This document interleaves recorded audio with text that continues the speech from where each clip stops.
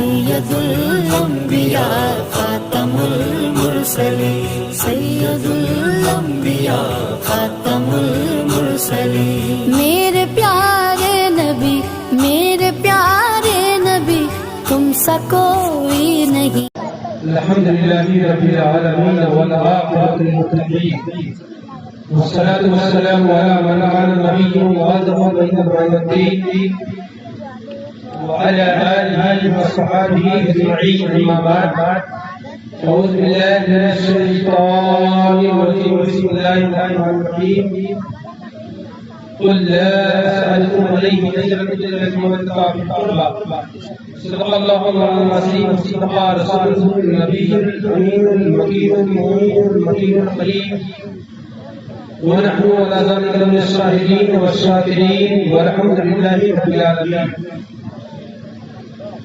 غوث اعظم ومن يسر وسامى مدد يقبل يدي مدد قارو ایمان مدد مغرب میں بلا تعالی قصدی زئی پانے سنتارا پشتی باقی حاضر عثمان ہارون مدنیا منودین چشتی مدنیا منودین چشتی مدنیا منودین چشتی سنی من علی اللہ اکبر نظام جب زبان بکروں کو عثمان و حیدر نظام قادری نارے یا غوث اعظم نظام درمج الشیخ احمد رضا خان عالم نظام درمج الشیخ احمد رضا خان عالم نظام درمج الشیخ احمد رضا خان عالم نظام انگلات بندے گمازات دردین و دنیا شاعت یا غوث اعظم دستگیر یا غوث اعظم دستگیر یا غوث اعظم دستگیر آئیے سمار سبب امت احترام نارام رحمانی والے آقا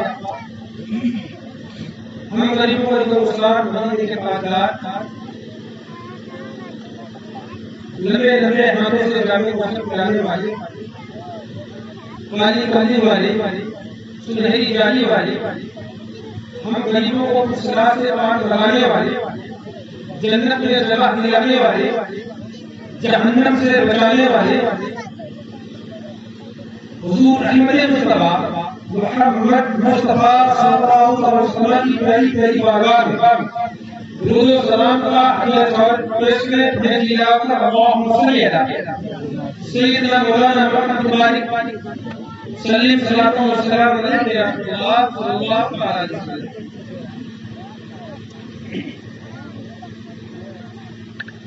آپ سلام سے درود شریف پڑھ لیا درود شریف پڑھ لیا اگر سہمت نہ ہو تو بارک پڑھیں اللہم صلی علی سیدنا مولانا محمد وعلی کریم صلاۃ و سلام علیہ یا حبیب اللہ صلی اللہ علیہ وسلم.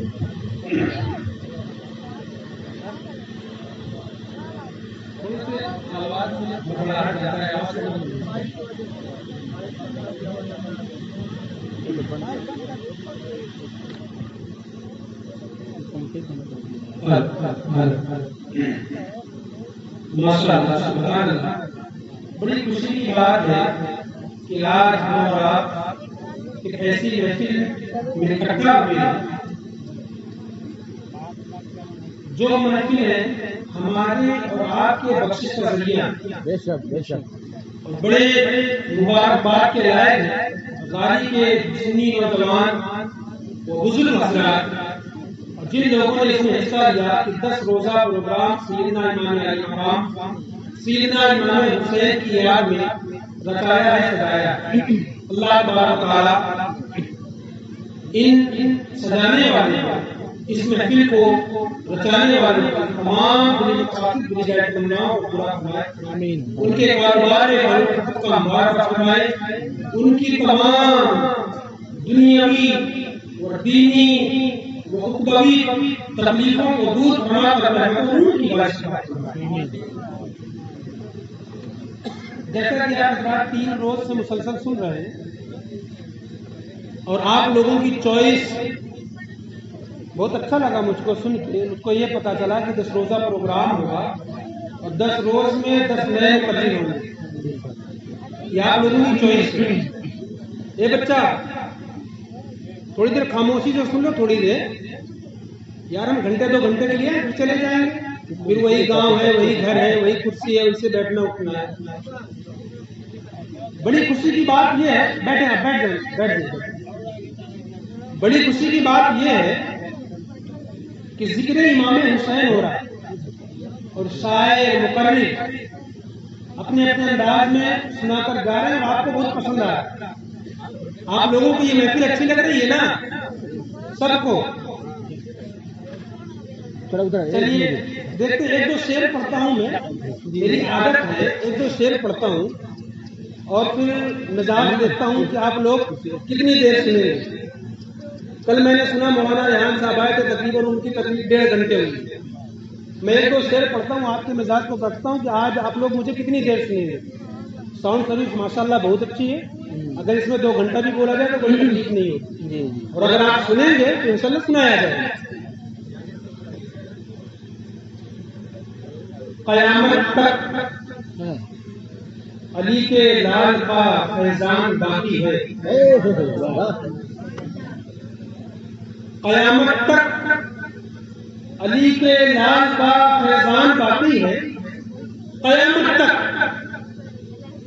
علی کے لال کا فیضان باقی ہے، زمانہ لاکھ ہو دشمن مگر ایمان باقی ہے، زمانہ لاکھ ہو دشمن مگر ایمان باقی ہے، اور جو ساری زندگی کھاتا رہا سوکھی ہوئی روٹی، جو ساری زندگی کھاتا رہا سوکھی ہوئی روٹی، اسی انسان کے بیٹے کا دسترخوان باقی ہے، اسی انسان کے بیٹے کا دسترخوان باقی ہے، اسی انسان کے بیٹے کا دسترخوان باقی ہے۔ شاید آپ لوگوں کو یہ شعر کم سمجھ میں آیا، ایک دوسرا شعر سناتا ہوں۔ علی کا لاڈلا بدرو حنین زندہ ہے، علی کا لاڈلا بدرو حنین زندہ ہے، سکون فاطمہ زہرا کا چین زندہ ہے، جن جن کا یہ عقیدہ ہے کہ میرے آقا حسین زندہ ہے، ہاتھوں کو اٹھا کر کہیں یا حسین۔ علی کا لاڈلا بدرو حنین زندہ ہے، سکون فاطمہ زہرا کا چین زندہ ہے، مٹانا چاہا تو خود مٹ گیا یزید کا نام، مٹانا چاہا تو خود مٹ گیا یزید کا نام، دلوں میں آج بھی میرا حسین زندہ ہے، دلوں میں آج بھی میرا حسین زندہ ہے، دلوں میں آج بھی میرا حسین زندہ ہے، دلوں میں آج بھی میرا حسین۔ ستمگروں کو ستم کر سلام کرتا ہے، ستمگروں کو ستم کر سلام کرتا ہے، لو آج شیشے کو پتھر سلام کرتا ہے، ستمگروں کو ستم کر سلام کرتا ہے، لو آج شیشے کو پتھر سلام کرتا ہے، اور یزیدیوں کا ہے فرات پر پہرا، یزیدیوں کا ہے فرات پر پہرا، حسینیوں کو سمندر سلام کرتا ہے، حسینیوں کو سمندر سلام کرتا ہے، حسینیوں کو سمندر سلام کرتا ہے، اور یہاں پہلے بازو کٹائے جاتے ہیں، یہاں پہلے بازو کٹائے جاتے ہیں، یہاں کربلا میں یہاں پہلے بازو کٹائے جاتے ہیں، پھر اس کے بعد خنجر اٹھائے جاتے ہیں، یہاں پہلے بازو کٹائے جاتے ہیں، پھر اس کے بعد خنجر اٹھائے جاتے ہیں، اور یہ زمین کربلا ہے، یہاں ہر قدم پہ کعبہ ہے، یہ کربلا ہے، یہاں ہر قدم پہ کعبہ ہے، یہاں گلاف نہیں سر چڑھائے جاتے ہیں، یہاں گلاف نہیں سر چڑھائے جاتے ہیں، یہ کربلا ہے، یہاں ہر قدم پہ کعبہ ہے، یہاں گلاف نہیں سر چڑھائے جاتے ہیں۔ بڑے درود پاک اللہم صلی علی سیدنا مولانا محمد سلم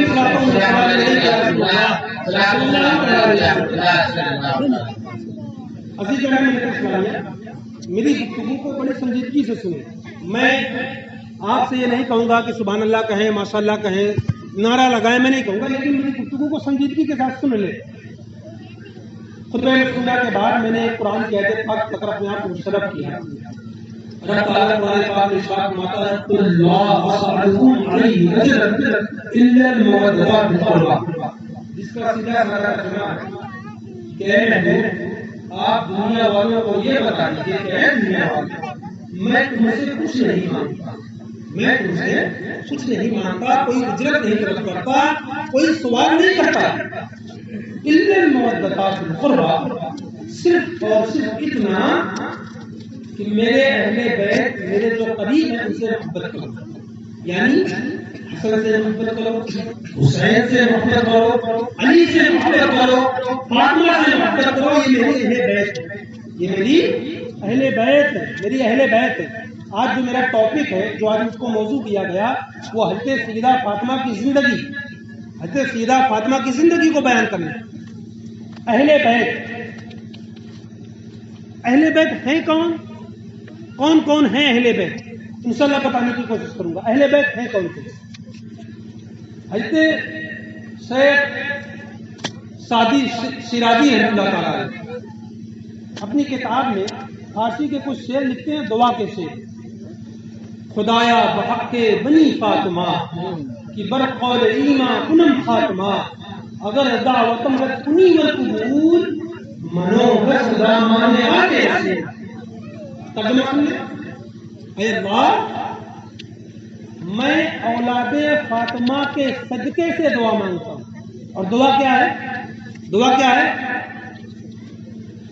خدایا بحق بنی فاطمہ کی برقول ایماں کنم خاتمہ، اے اللہ جب میرا خاتمہ ہو، جب میں اس دنیا سے جاؤں تو ایمان کے ساتھ جاؤں۔ سبحان اللہ۔ اور صدقہ کس کا لگایا؟ صدقہ کس کا لگایا؟ وسیلہ کس کا؟ حسنین کریمین کا، حضرت فاطمہ کا، حضرت علی کا۔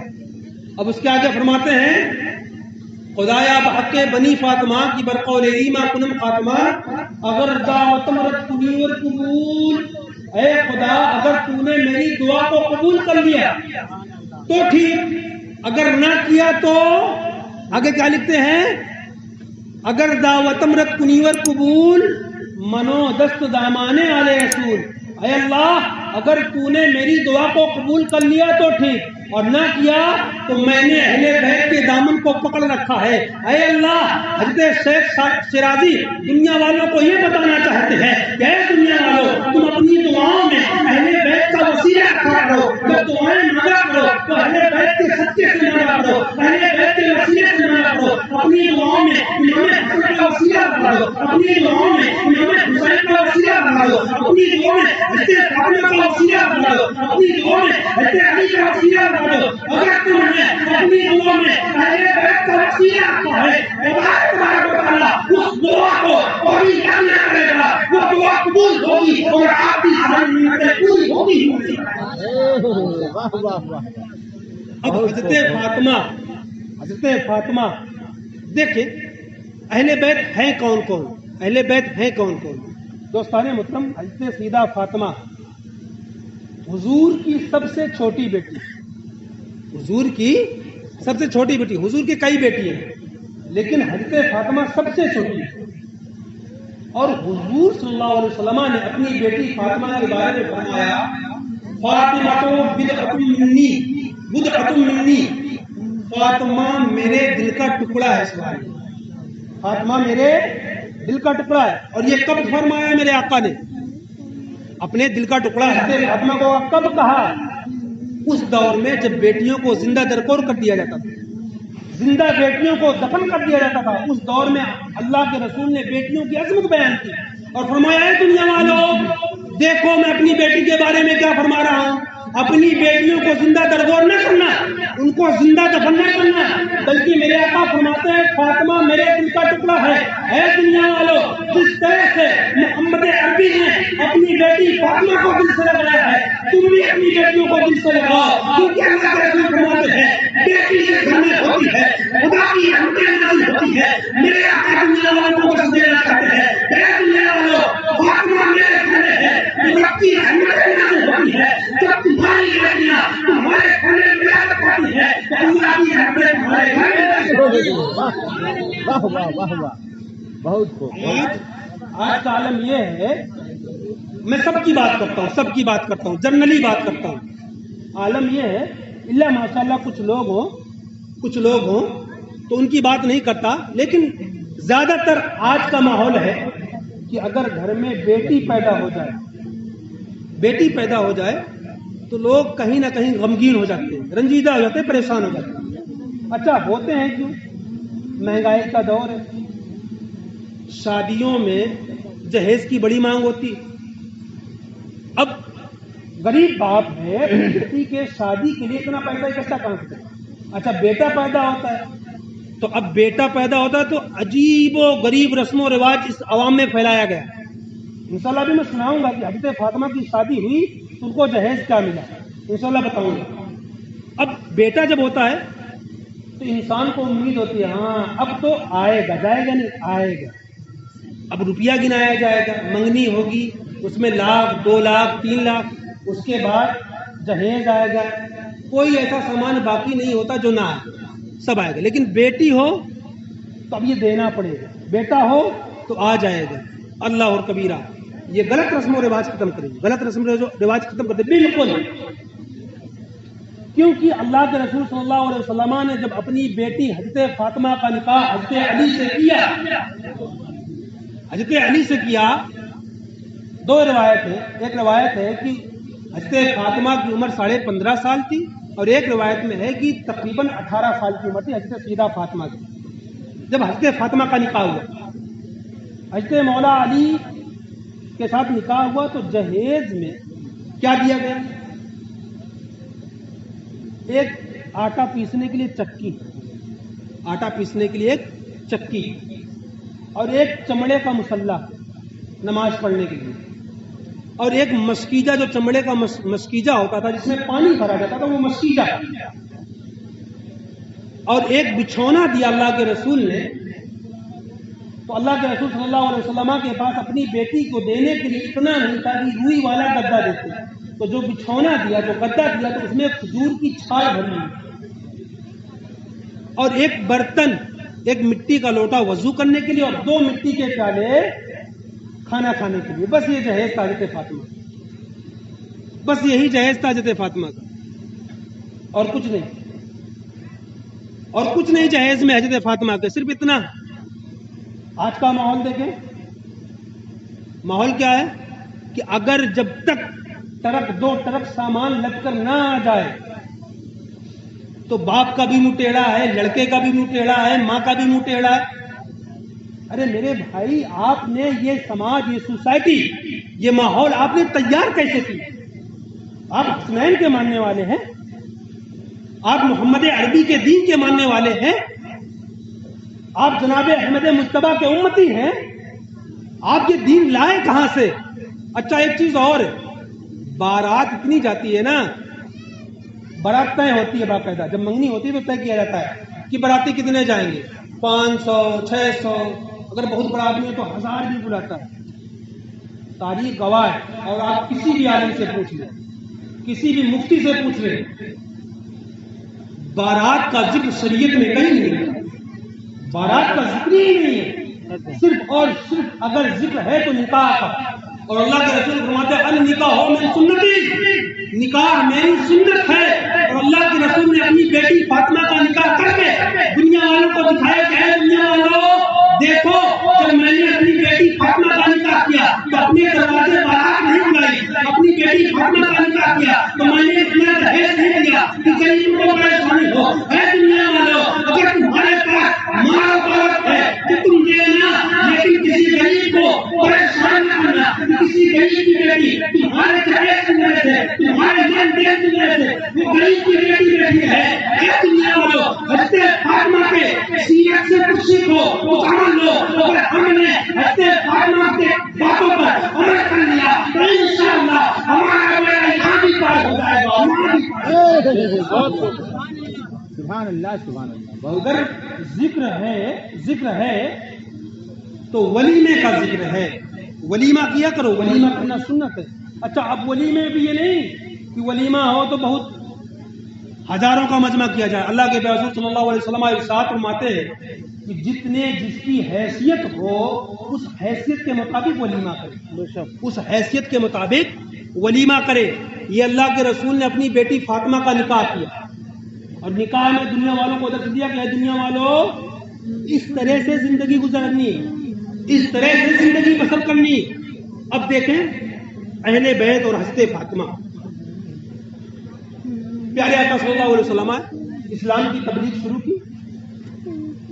دنیا والوں کو بتا رہے تھے کہ اے دنیا والوں، میں اللہ کا نبی ہوں، اللہ کا رسول ہوں، میں ایک کتاب لے کر آیا ہوں جس کو قرآن کہتے ہیں، وہ اللہ کا کلام ہے، اللہ کی کتاب ہے، سنو، غور کرو اے دنیا والوں، غور کرو. یہودیوں نے، نصرانیوں نے ماننے سے انکار کر دیا. اے محمد نبی، ہم تیری باتوں کو نہیں مانتے، ہم تیری باتوں کو نہیں مانتے، تو اللہ کا رسول نہیں ہے، اور جو تو کتاب لایا ہے یہ اللہ کی کتاب نہیں ہے، ہم تیری باتوں کو نہیں مانتے. اب دوستان محترم، ایک طریقہ ہے کہ اگر کوئی بات